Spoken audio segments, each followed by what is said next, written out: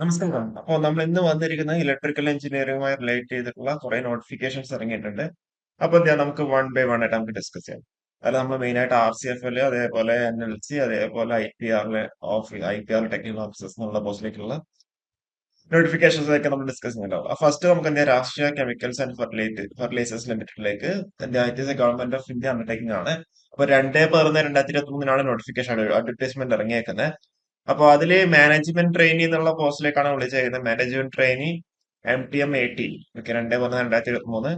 അപ്പൊ അതിൽ number of vacancies 23 unreserved കേസിന് 10, SC കേസിന് 3, ST കേസിന് 2, OBC നോൺ ക്രിമിനൽ 6, EWS 2, അതുപോലെ PWD 1. അപ്പൊ ഇതിന്റെ ക്വാളിഫിക്കേഷൻ പറഞ്ഞിരിക്കുന്നത് full time BE 4 years full time BE B Tech engineering graduate in chemical engineering or petrochemical mechanical or electrical engineering. Okay, അപ്പോൾ നിങ്ങൾ electrical engineering ആയതുകൊണ്ട് നിങ്ങൾക്ക് എന്ത് ചെയ്യാം, ഇത് അപ്ലൈ ചെയ്യാൻ വേണ്ടി പറ്റും. അപ്പൊ ഇതിൽ 23 വേക്കൻസി ഉള്ളത്. അൺറിസർവ്ഡ് ഡേയ്സിൽ 10 വേക്കൻസീസ് ഉണ്ട്. Okay, അത് അത്യാവശ്യം നല്ല RCFL ഡേയ്സിലൊക്കെ നല്ല വേക്കൻസി തന്നെയാണ് അത്. Okay. അപ്പൊ അതിൽ നിങ്ങൾക്ക് അപ്ലൈ ചെയ്യണമെന്നുണ്ടെങ്കിൽ മിനിമം എത്ര 60% അഗ്രിഗേറ്റ് ഉണ്ടാവണം. ഓക്കെ, മിനിമം 60% ഉണ്ടാവണം. അതേപോലെ ഏജ് ലിമിറ്റ് എന്ന് പറയുന്നത് അപ്പർ ഏജ് ലിമിറ്റ് 27 വയസ്സാണ്. ഓക്കെ, അപ്പർ ഏജ് ലിമിറ്റ് 27 വയസ്സാണ്.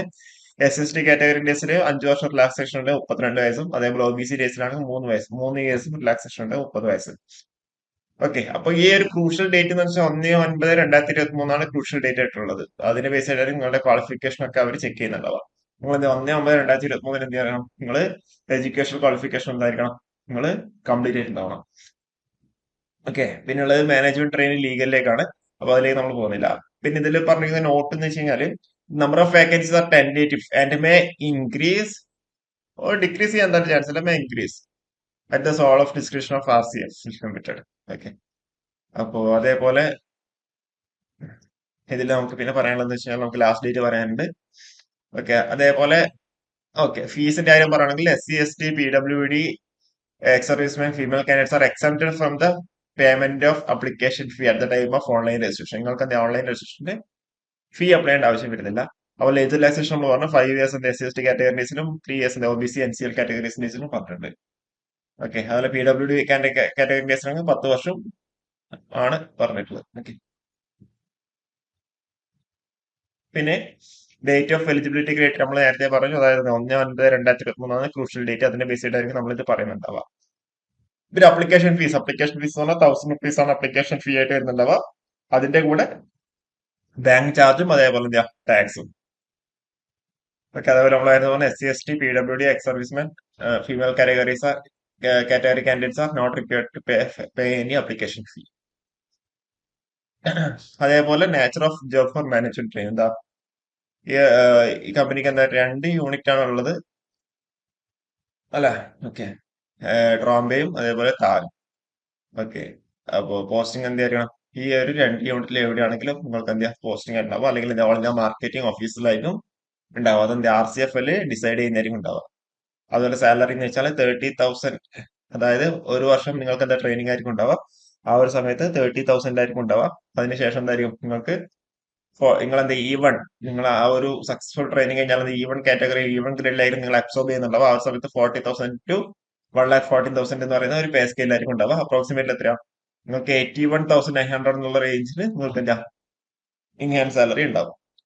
ഓക്കെ, അപ്പോൾ സെലക്ഷൻ പ്രോസസ് എന്ന് വെച്ചാൽ ഓൺലൈൻ ടെസ്റ്റും അതേപോലെ പേഴ്സണൽ ഇന്റർവ്യൂ ഉണ്ട്. ഓൺലൈൻ ടെസ്റ്റും പേഴ്സണൽ ഇന്റർവ്യൂ. ഓൺലൈൻ ടെസ്റ്റിന്റെ കേസിൽ 12 ഇവിടെ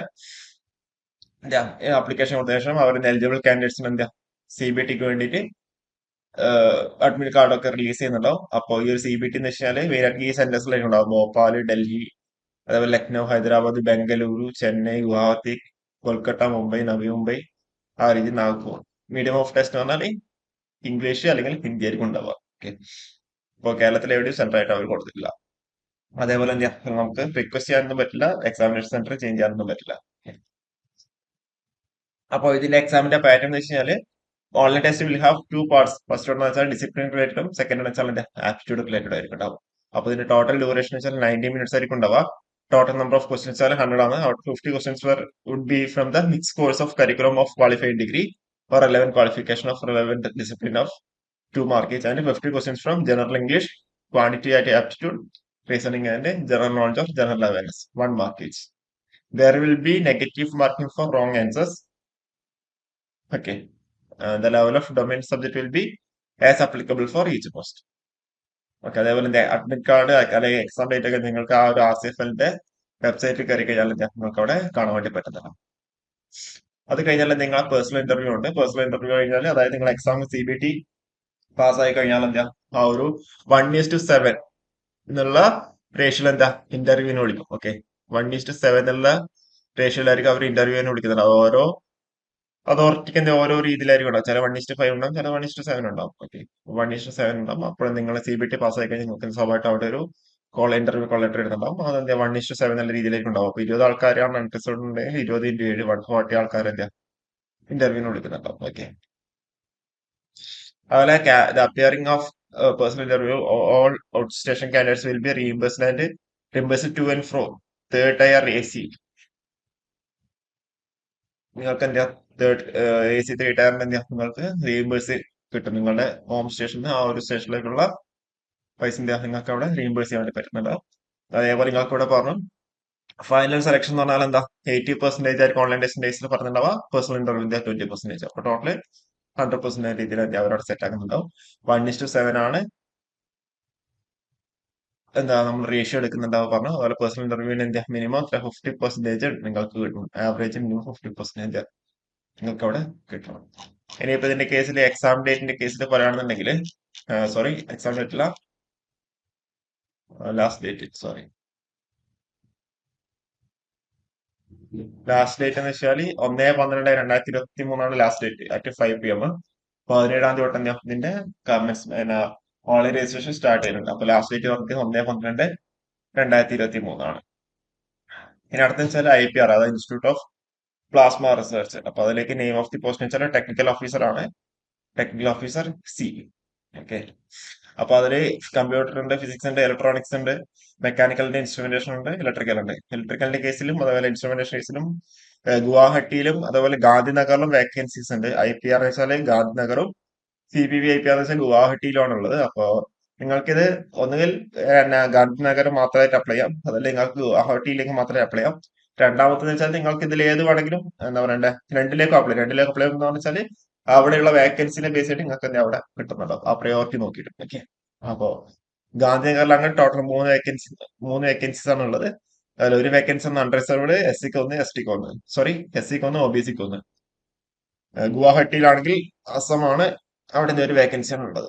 അപ്പോ BTech ഇൻ ഇലക്ട്രിക്കൽ എഞ്ചിനീയറിംഗ് വിത്ത് 60% ആണ് മാർക്ക്. മിനിമം 60% ഉണ്ടെങ്കിൽ നിങ്ങൾക്ക് അപ്ലൈ വേണ്ടി പറ്റുന്നുണ്ടാവും. ഓക്കെ, അപ്പൊ ഇതില് നമ്മൾ നേരത്തെ പറഞ്ഞു 10510, അതായത് ടെക്നിക്കൽ ഓഫീസർ ഇലക്ട്രിക്കൽ ആണെങ്കിൽ application for IPR post Gandhinagar, അല്ലെങ്കിൽ application for CPP/IPR post Guwahati, or application for IPR or IPR bar CPP/IPR. Can be selecting this option can be posted either in IPR or CPP/IPR. അത് നിങ്ങൾക്ക് ഗുവാഹട്ടിയിൽ വേണ്ട, ഗാന്ധിനഗറിൽ മാത്രമേ വേണ്ടതുണ്ടെങ്കിൽ നിങ്ങൾക്ക് അങ്ങനെ ആ ഒരു രീതിയിൽ നിങ്ങൾക്ക് അപ്ലൈ ആണ്ടി പറ്റുന്നുണ്ടാവും. അപ്പൊ 20-ാം തീയതി തൊട്ട് നിങ്ങൾക്ക് ഇത് അപ്ലൈ ആണ്ടി പറ്റുന്നതാണ്. ഓക്കെ, അതായത് ഇതിന്റെ ജോബ് ഡിസ്ക്രിപ്ഷൻ ഇതാണ്. The selected candidates are required to work for various activities related to their discipline pertaining to research and development in the field of plasma, fusion science and technology and other related applications. Age limit പറഞ്ഞിരിക്കുന്നത് 30 വയസ്സാണ് age limit പറഞ്ഞിരിക്കുന്നത്. പേ allowance വെച്ചാൽ level 10 ആണ്, 56,100 per month as per 7th CPs. Okay, ഇതിൽ 10th പേ level 10th ആണ് പറഞ്ഞത്. Selection procedure എന്ന് വെച്ചാൽ അഡ്വർടൈസ്മെന്റ് പ്രകാരം അവർ സ്ക്രൂട്ടിനി ചെയ്യും. സ്ക്രൂട്ടിനൈസേഷന്റെ വാലിഡ് അപ്ലിക്കേഷൻസും അതേപോലെ ഏജ്, അതുപോലെ എഡ്യൂക്കേഷൻ ക്വാളിഫിക്കേഷൻ, അതേപോലെ സർട്ടിഫിക്കറ്റ്സും കാര്യങ്ങളൊക്കെ അവർ ചെക്ക് ചെയ്യും. അപ്പോ അതിനുശേഷം അവരൊരു ഷോർട്ട് ലിസ്റ്റ് പബ്ലിഷ് ചെയ്യുന്നുണ്ടാവും. ആ ഒരു short list number of candidates കൂടുതലാണെന്നുണ്ടെങ്കിൽ അവരവിടെ സ്വാഭാവികമായിട്ട് സ്ക്രീനിങ് ടെസ്റ്റ് വെക്കും. അതിൽ നമ്പർ ഓഫ് കാൻഡിഡേറ്റ്സ് കുറവാണെന്നുണ്ടെങ്കിൽ അവരവിടെ ഇന്റർവ്യൂ മാത്രമായിട്ട് അവർ ചുരുക്കുന്നുണ്ടാവും. ഓക്കെ, അപ്പൊ അത് അവർ എക്സാം നടത്തുന്നുണ്ടെന്നുണ്ടെങ്കിൽ it is objective type questions, multiple choice questions ആയിരിക്കും ഉണ്ടാവുക. അത് എന്റെ കറസ്പോണ്ടിങ് ഡിസിപ്ലിൻസ്. ഓക്കെ, അതേപോലെ marks scored in the written test will be the criteria for short listing the candidates for personal interview. The final selection will be solely based on the performance in personal interview. അതായത് നിങ്ങൾ exam എഴുതി കഴിഞ്ഞാലും exam എന്ന് വെച്ചാൽ just personal ഇന്റർവ്യൂവിന് short list ചെയ്യാൻ വേണ്ടി മാത്രമാണ്. അതല്ലാതെ എക്സാമിന്റെ മാർക്ക് ഫൈനൽ സെലക്ഷനിൽ നിങ്ങൾ ഇൻക്ലൂഡ് ചെയ്യില്ല. ഇതിൽ അപ്ലിക്കേഷൻ ഫീ പറയുന്നത് SC ST female PWD EWS ex servicemen കാറ്റഗറീസിന്റെ നില്ലാണ്. അതർ കാറ്റഗറീസ് 200 രൂപയാണ് ഫീ ആയിട്ട് വരുന്നത്. ഓക്കെ. അപ്പോ നിങ്ങൾക്ക് എന്താ ഈ ഒരു രീതിയിൽ നിങ്ങൾക്കത് അവിടെ അപ്ലൈ ചെയ്യാൻ വേണ്ടി പറ്റുന്നുണ്ടാവും. ഓക്കെ. ഇതിന്റെ ലാസ്റ്റ് ഡേറ്റ് വന്നിരിക്കുന്നത് ഡിസംബർ 18 ലാസ്റ്റ് ഡേറ്റ് വന്നിരിക്കുന്നത്. ഡിസംബർ 18. ഓക്കെ. 20 തൊട്ട് എന്താണ് നമ്മുടെ സൈറ്റ് ആക്റ്റീവ് ആയിട്ടുണ്ട്. ഇനി അടുത്തത് NLC ലിമിറ്റഡിലേക്കെല്ലാം ഇത് നമ്മൾ എന്ത് ചെയ്യാം, ഗേറ്റ് സ്കോറിനെ വെച്ചിട്ടുള്ളതാണ്. ഗേറ്റ് 2023 സ്കോർ വെച്ചിട്ടുള്ള ഗ്രാജുവേറ്റ് എഞ്ചിനീയറിംഗ് ട്രെയിനി എന്നുള്ള, അല്ലെങ്കിൽ ഗ്രാജുവേറ്റ് എക്സിക്യൂട്ടീവ് ട്രെയിനി എന്നുള്ള പോസ്റ്റിലേക്കാണ് വിളിച്ചേക്കുന്നത്. ഓക്കെ. ഇലക്ട്രിക്കൽ കേസിൽ ടോട്ടൽ 109 വേക്കൻസീസ് ആണ് ഉള്ളത്. അത് 2 യൂണിറ്റിലേക്കാണ്. ഒന്നെന്ന് വെച്ച് കഴിഞ്ഞാൽ numbers of post for the thermal power station and renewable എനർജിയിലേക്ക്, രണ്ടാമത്തെ number of post for the mines and allied സർവീസിലേക്ക്. അപ്പൊ ടോട്ടൽ 109. അപ്പോ റിന്യൂവബിൾ തെർമൽ ആൻഡ് റിന്യൂവബിളിലേക്ക് 71, അതേഴ്സ് 38. അപ്പൊ ടോട്ടൽ 109 വേക്കൻസീസ് ആണ് ഉള്ളത്. അത് നിങ്ങളുടെ ഗേറ്റ് 2023 സ്കോറിനെ ബേസ് ആയിട്ടായിരിക്കും ഉണ്ടാവുക. ഓക്കെ. ഗേറ്റ് 2023 സ്കോറിനെ മാത്രമേ നിങ്ങൾ നോക്കുന്നുണ്ടാവുള്ളൂ. ഇലക്ട്രിക്കൽ ട്രിപ്പിൾ ഇലക്ട്രിക്കൽ എഞ്ചിനീയറിംഗ് എന്നുള്ള ഗേറ്റ് കോഡായിരിക്കും നിങ്ങൾ എഴുതിയിട്ടുണ്ടാവുക. അപ്പൊ അതിൽ ഏജ് ലിമിറ്റ് ഇറക്കുന്ന അൺറിസർവ്ഡ് ഡേയ്സിന് 30, OBC ഡേയ്സിന് 33, SC ഡേയ്സിന് 35, ST ഡേയ്സിന് 35 ആണ്.